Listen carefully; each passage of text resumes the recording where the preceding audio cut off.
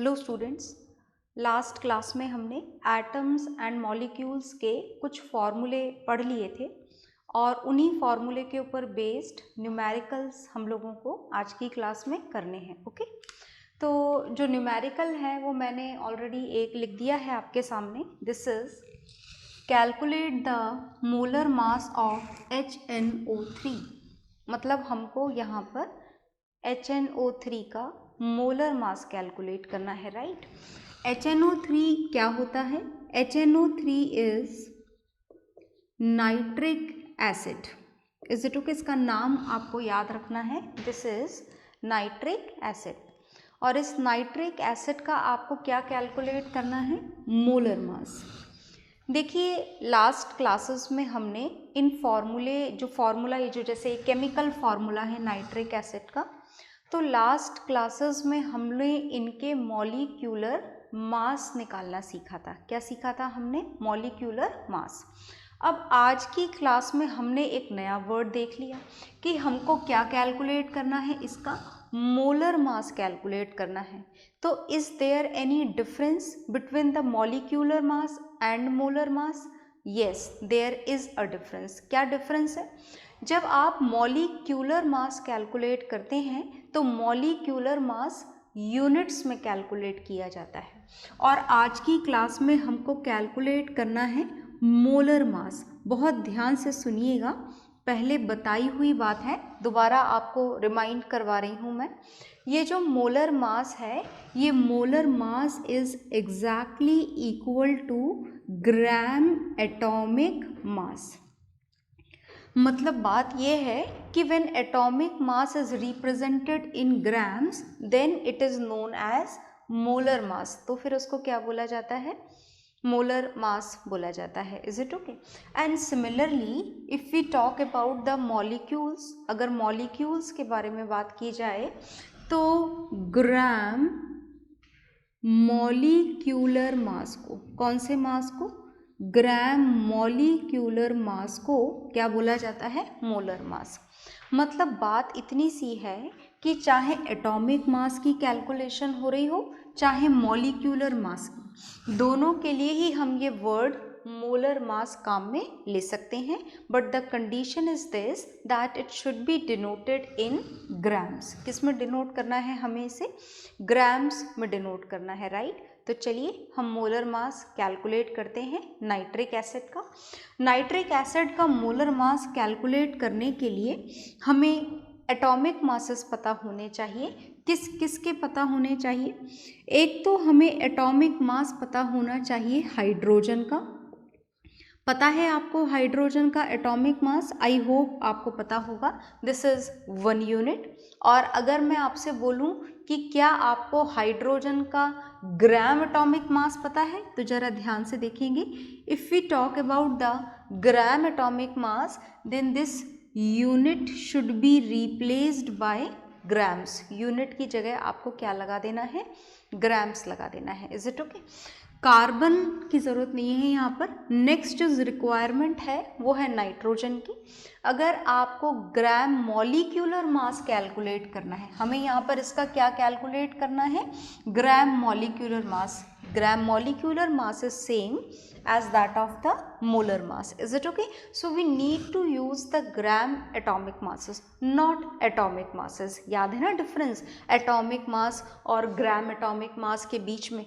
Atomic mass का मतलब होता है मास ऑफ 1 एटम और ग्राम एटॉमिक मास का मतलब होता है mass of 6.022 into 10⁻23 atoms. Is it okay?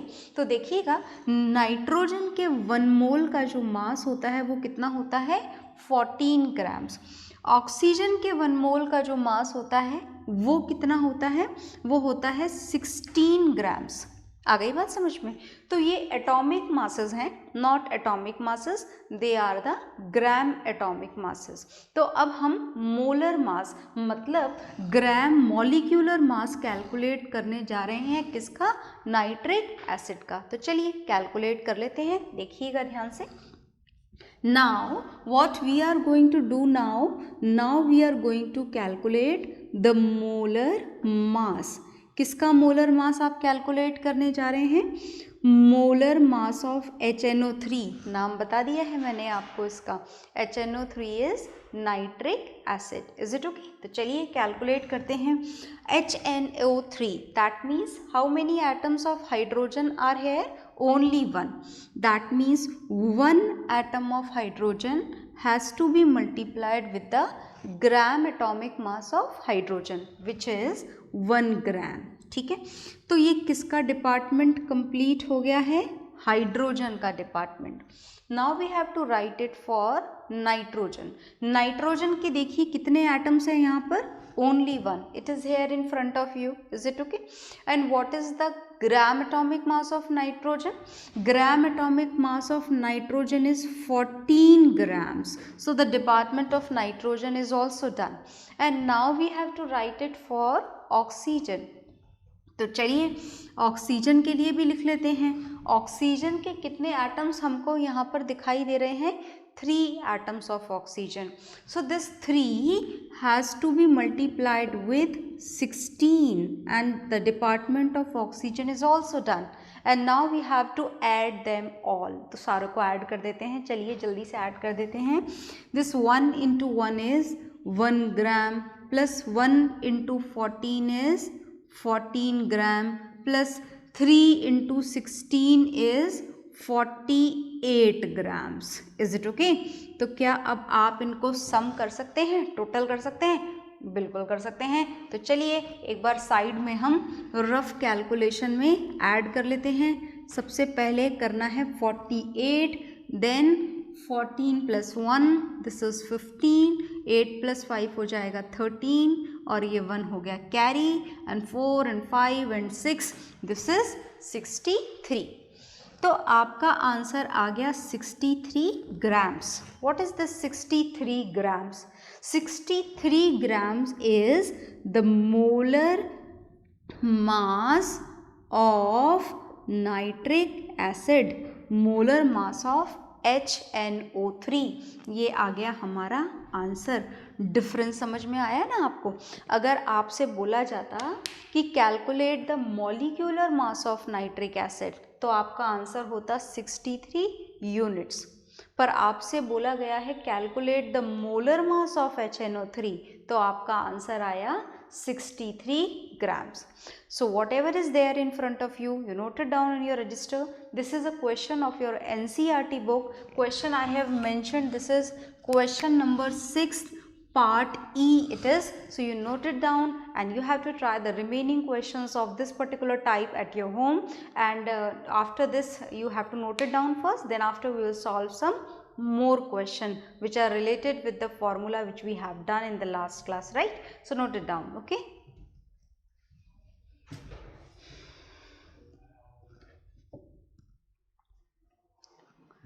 तो आई होप आपने ये नोट डाउन कर लिया होगा। मैं इसे रफ करने जा रही हूँ।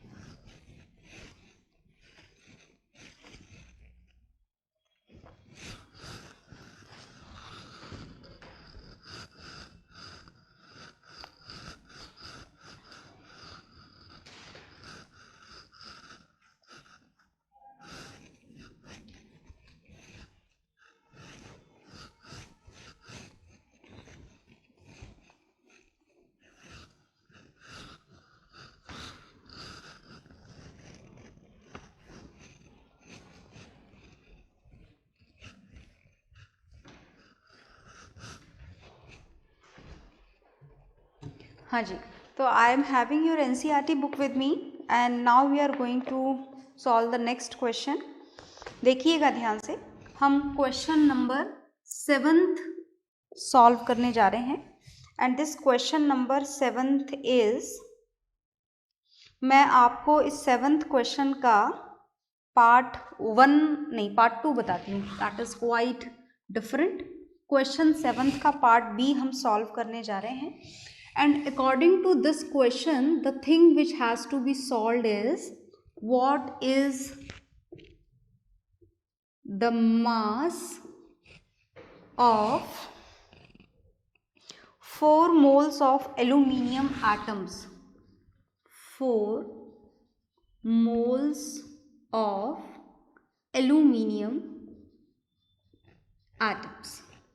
ये आपको करना है question solve. Is it okay? तो चलिए हम सॉल्व करते हैं. 4 मोल्स एल्यूमिनियम एटम का मास आपको कैलकुलेट करना है. And something is given there. This is the atomic mass of aluminium is also given here. Atomic mass of aluminium is given है. गिवन हो तो बढ़िया बात है, और ना भी गिवन हो तो you try to keep it in mind. Okay, तो चलिए हम इस क्वेश्चन को सॉल्व करते हैं. According to this, the thing which has to be calculated is mass. तो आपको क्या कैलकुलेट करना है? आपको मास कैलकुलेट करना है. सॉल्व करने जा रहे हैं हम इस क्वेश्चन को. देखिएगा, मास कैलकुलेट करना है. किसका मास कैलकुलेट करना है? 4 मोल्स ऑफ एल्यूमिनियम एटम्स का. Is it okay? मतलब आपको नंबर ऑफ मोल्स गिवन है. किसके नंबर ऑफ मोल्स गिवन है? एल्यूमिनियम के. Number of moles of aluminium is given hair. This is 4. Is it okay? And atomic mass is also given there. Can we convert this atomic mass into molar mass? अगर मैं आपसे पूछूं कि what is the atomic mass of aluminium, तो answer is there in front of you, that is 27 units. पर अगर मैं आपसे पूछूं what is the molar mass of aluminium, तो भी क्या आप जवाब दे पाएंगे? बिल्कुल दे पाएंगे. 27 यूनिट्स की जगह पर आपको क्या लिखना पड़ेगा? 27 ग्राम्स लिखना पड़ेगा. क्या लिखना पड़ेगा? 27 ग्राम्स. Is it okay? तो the thing which has to be used in the question is molar mass. किसका मोलर मास हमको कैलकुलेट करना है? Molar mass of aluminium. Calculate नहीं करना है, it is there in front of us. We have to just change its unit. Unit की जगह हमें क्या लगा देना है? ग्राम लगा देना है. तो ये क्या बन जाएगा? Molar mass. अब देखिए जरा ध्यान से कि आपको नंबर ऑफ मोल्स गिवन है, आपको मोलर मास भी गिवन है, और आपको मास कैलकुलेट करना है. तो मैंने आपको 3 फॉर्मूले पढ़ाए थे लास्ट क्लास में, and you have to find it that which one has to be use. तो ज़रा देखिए कि मैं जो लिख रही हूँ कि क्या उसे काम में ले सकते हैं. देखिएगा, मैं यहाँ पर फर्स्ट फार्मूला लिखने जा रही हूँ, and according to this first formula, number of moles is equal to given mass, which is not given here. This has to be calculated, so it is not given, so we will not write the word given here. given word हम यहाँ पर नहीं लिखेंगे. तो mass divided by molar mass. mass को किससे divide करना है? mass को डिवाइड करना है मोलर मास से. Is it okay? तो क्या आप इस फॉर्मूले को यूज़ कर सकते हैं? सबसे पहले तो ये सोचना है आपको कि क्या आप इसे यूज़ कर सकते हैं. Yes, definitely we can use it. Look here, this is number of moles given here. Yes, it is given. Mass has to be calculated and molar mass is given here. देखिए, आप science में, physics में, chemistry में, mathematics में किसी भी फॉर्मूले को जब यूज़ करते हो तो कंडीशन सबसे पहली ये होती है कि जो चीज़ फाइंड करनी है वो होनी चाहिए आपके फॉर्मूले में, अदरवाइज आप किस चीज़ को कैलकुलेट करोगे. And the second thing is that the remaining quantities should be given. तो are they present in the given quantities? Yes, it is there. Number of moles are given there, and even the molar mass of aluminium is also provided. Is it okay? तो चलिए हम calculate करते हैं. मास हमें calculate करना है, तो इस मास को आप यहीं लिखे रहने दीजिए और इस मोलर मास की साइड चेंज कर दीजिए. तो चलिए देखिए कौन सा फॉर्मूला आपको मिला. आपको मिला number of moles into molar mass. Is it okay? तो ध्यान से देखिएगा. Now we are going to calculate the mass कितने मोल्स का? 4 मोल्स का। कौन से एलिमेंट का? एल्यूमिनियम के 4 मोल्स का मास आप कैलकुलेट करने जा रहे हैं। तो नंबर ऑफ मोल्स तो मैं बार बार बोल ही रही हूँ, this is 4 and it has to be multiplied with the molar mass. कहाँ है मोलर मास? वो लिखा हुआ 27 ग्राम्स। आंसर आपको ग्राम में मिलने वाला है। ओके, तो चलिए हम देखते हैं और इसको मल्टीप्लाई कर लेते हैं। 27 को 4 से मल्टीप्लाई कर लीजिए। मल्टीप्लिकेशन आता है, आप सबको पता है मुझे। 4 7 जा 28 और 2 ये कैरी लग गया, 4 2 जा 8 और ये हो गया multiplication done. Okay, and now the answer is 108 grams. ये क्या आया है 108 gram? This is the mass of 4 moles of aluminium. Is it okay? We have used a particular formula over here like this, and this question can be directly solved by the unitary method also with the use of mole concept. You can try it in that way also at your home. Is it okay? First you have to note it down, then after we'll solve some more questions. Is it okay? तो आप इसे note down कर लीजिए।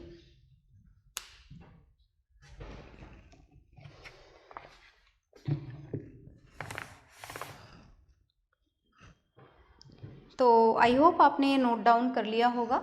इसके बाद में हम इसी 7th क्वेश्चन का ही नेक्स्ट पार्ट सॉल्व करने जा रहे हैं।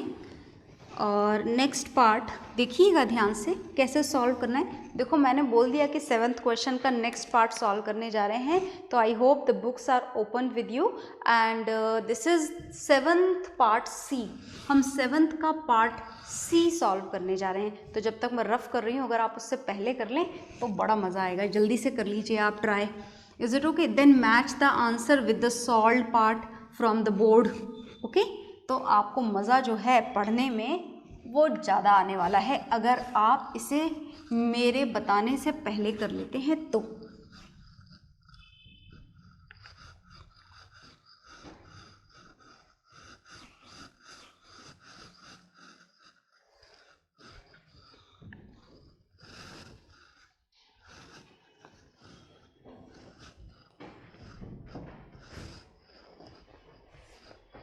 तो हम 7th का पार्ट सी कैलकुलेट करने जा रहे हैं।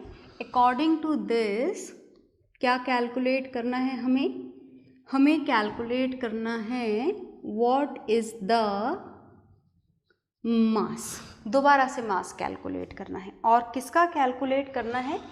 मास of 10 moles of sodium sulphide. Formula is also there. हालांकि फॉर्मूला लिखना आप सीख चुके हैं। अगर ये हमें सिर्फ नाम भी लिख कर देते तो भी हम काम कर लेते। याद है ना आपको? फॉर्मूला लिखना सीखा है ना आपने, सोडियम सल्फाइड। तो सोडियम सल्फाइड का फॉर्मूला होगा Na2SO3 और ये लग गया जी क्वेश्चन मार्क, है ना।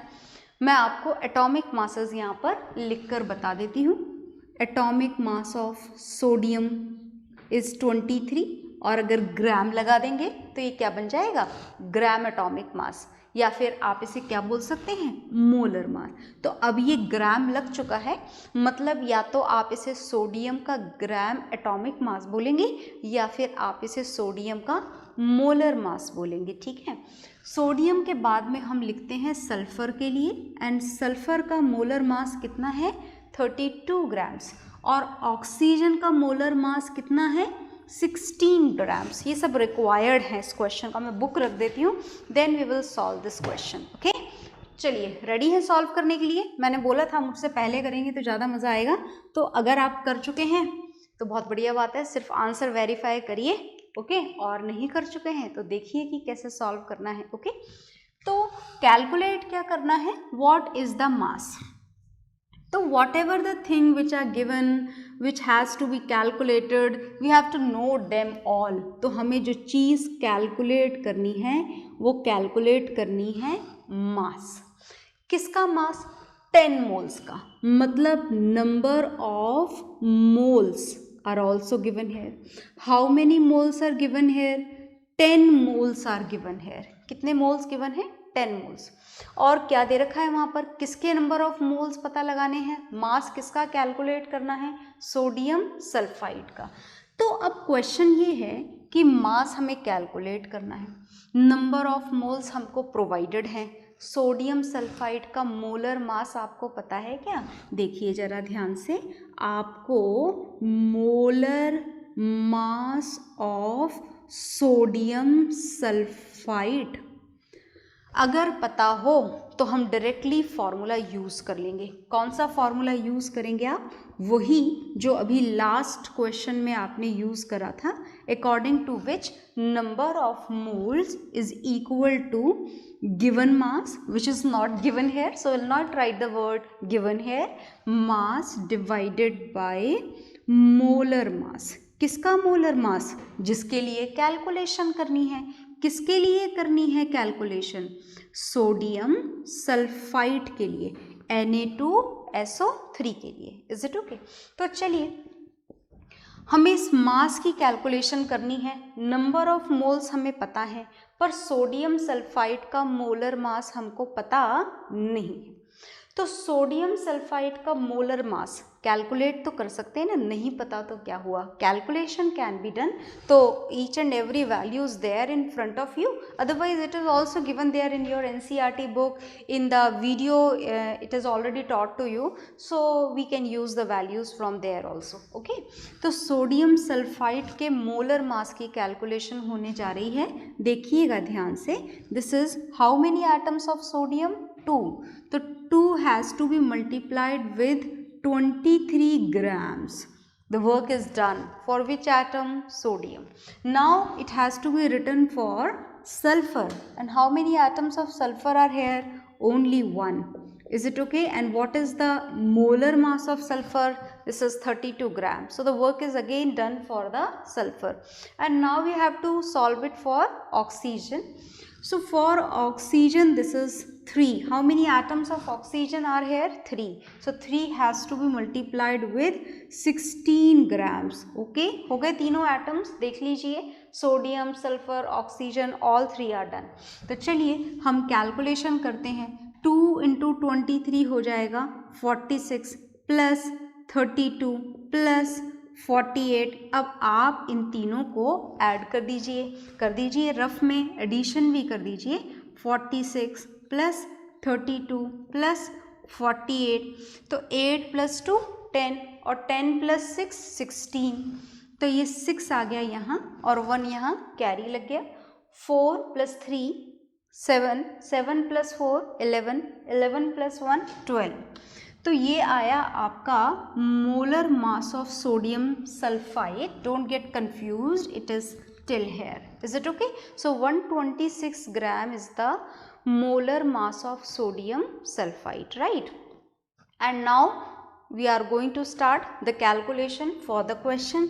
तो आपको क्या कैलकुलेट करना है? अच्छा ये इधर ही लिखे रहने देती हूँ मैं, ये नंबर ऑफ मोल्स ही लिख देते हैं इधर. तो this is number of moles, ये दोनों क्रॉस मल्टीप्लाई हो जाएंगे, इनटू मोलर मास. किसका मोलर मास?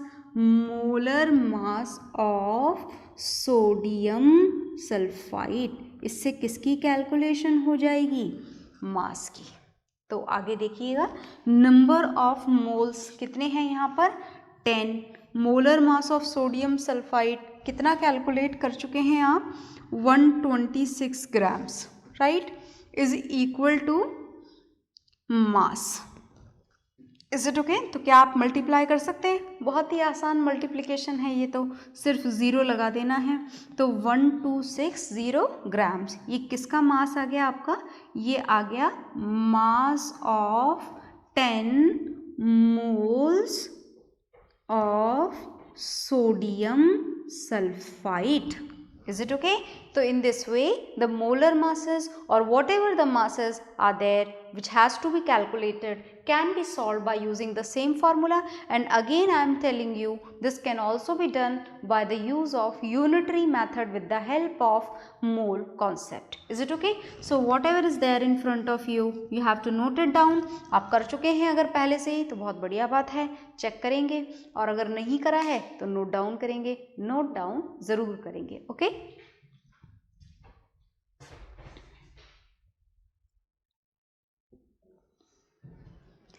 हाँ जी, तो आई होप आपने ये नोट डाउन कर लिया होगा, और इसको नोट डाउन करने के साथ में जो भी होमवर्क में आपको क्वेश्चंस मिलेंगे आप उन क्वेश्चंस को सॉल्व करेंगे, प्रॉपरली सॉल्व करेंगे. जो पढ़ाए हुए क्वेश्चन है ये आप already note down I hope कर चुके होंगे. Is it okay? और इसके बाद में हम कुछ और न्यूमेरिकल सॉल्व करेंगे because this chapter is completely based on the numericals. पूरा न्यूमेरिकल के ऊपर ही बेस्ड है. more chances are there to that the in the exams numericals will be there. Is it okay? As compared to the theoretical part. So we will solve some more numericals in the next class. Okay, bye everyone.